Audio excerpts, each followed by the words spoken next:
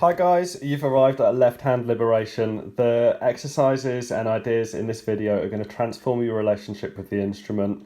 I'm going to demonstrate a few ideas and then show you how they look when applied to the Tadzingara song structure. And then in the next video, the two-note pattern, we'll see them applied to the Nema Musasa song structure. So what we're looking at here is some circular shapes that we can play for each chord. For the first three chords in our series, the circular shapes are going to be using note ones, and for the last three chords in our series, they're going to be using note twos. So there's a movement from over here to over here. Let's see what that looks like. Our first chord in the series, chord 4, note ones are its fifth, and we can play something like this. Without any concern for timing, I just want you to get these shapes in your hand and they're going to open up a whole new world in your Mbira playing. Clockwise or anti-clockwise.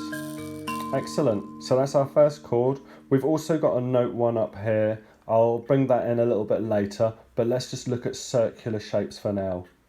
Our second chord in the series, chord 6, note 1s are its third. So a bigger circle here, clockwise or anti-clockwise. Awesome. Our third chord in the series, chord 1, note 5s are its fifth, so we can play this circle, clockwise again or anti-clockwise. Excellent. Once you've got that down for the first three chords, we only need to learn the last three chords because of the song structure that covers all of the chords. So our last three chords are going to be using these note 2s. And if you look at the last part of the song structure, the first chord there is chord 5, and note 2s are its fifth, a big circle, clockwise or anti-clockwise. Next chord is chord 7. 2 is the third of 7.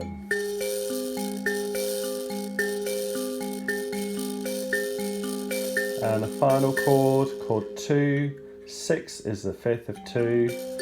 So we've got a circle here as well. Excellent. This is going to open up so much in all of your Mbira playing. It's going to bring lots of note possibilities into your hands. Let's have a look at what this looks and sounds like for the whole song structure without any concern for timing. Chord 4.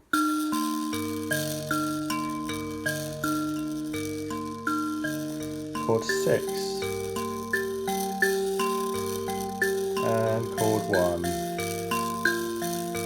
Part 2 is chord 4, chord 6, and chord 2. Part 3 is chord 4, chord 7, and chord 2. Part 4 is chord 5, chord 7, and chord 2. And it's calling us to return home back to this chord 4, which is the beginning of the next cycle. Excellent. Stick with that, make it your own, try and find a way to enjoy it. You'll get these shapes in your hand that are going to transform your playing. Let's look at how we can introduce them into our Tadzingara song structure. What I'm about to play isn't authentic, but it fits the rules of the music, and it opens up some improvisation opportunities that if you work through some of those and then go on to look at some videos or listen to some audio of people playing Tadzingara, you're going to have a better sense of what it is they're doing and what sorts of choices they're making. So where we would have played this shape,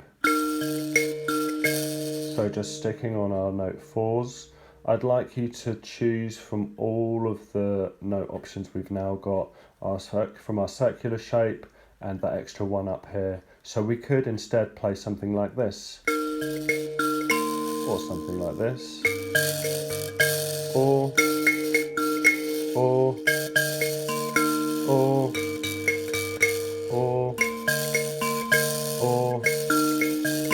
loads of different options. I've nowhere near covered them all. Chord 6, similar, we've got loads of options.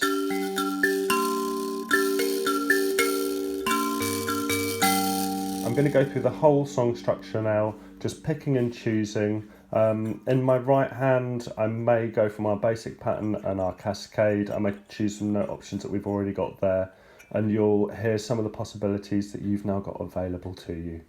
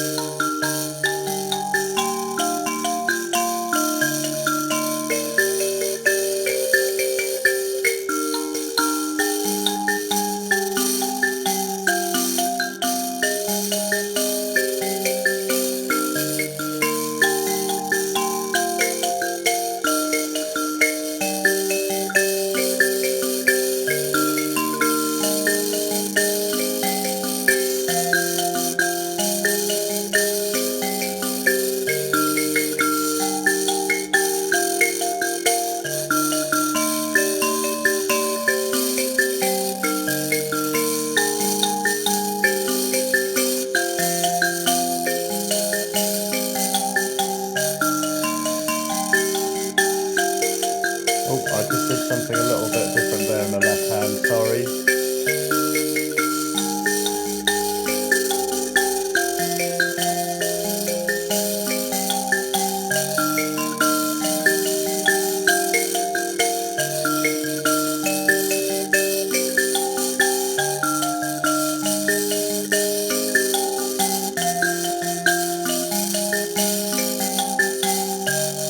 So you can see that those ideas are starting to come out, starting to find some form there.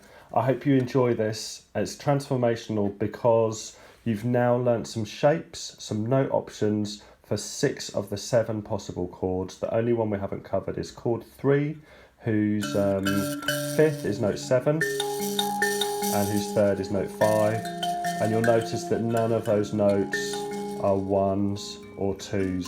So this movement between 1s and 2s that we're making, our circles over here that use note 1s and our circles over here note 2s, leads nicely into the next video, the 2-note pattern, where we can start to see even more ideas being applied to the Nemu Musasa song structure, where each chord's lasting 4 beats rather than 6 beats. I hope you spend some time with this. It really is going to be transformational for you and put so much at your fingertips. Well done, everybody. Thank you.